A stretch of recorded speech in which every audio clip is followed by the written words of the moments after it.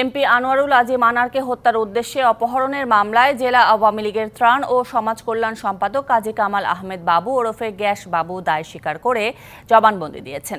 এই মামলায় এখন পর্যন্ত গ্রেপ্তার 5 আসামির মধ্যে 4 জনই দায় স্বীকার করে জবানবন্দি দিলেন। গ্রেপ্তার ঝিনাইদহ জেলা আওয়ামী লীগের সাধারণ সম্পাদক মিন্টু 8 দিনের রিমান্ডে রয়েছেন।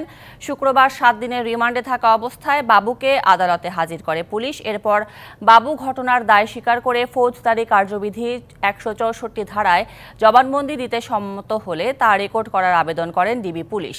আবেদনের পরিপ্রেক্ষিতে ঢাকার মেট্রোপলিটন ম্যাজিস্ট্রেট মোহাম্মদ জসিম বাবুর জবানবন্দির রেকর্ড শেষে কারাগারে পাঠানোর আদেশ দেন। এর আগে এ মামলায় আনার হত্যার দায় স্বীকার করে শিলাস্তি তানভীর ভূঁইয়া ও আব্দুল্লাহ ওরফে শিমুল ভূঁইয়া আদালতে স্বীকারোক্তিমূলক জবানবন্দি দিয়েছেন। বর্তমানে তারা 3 জনই কারাগারে আছেন।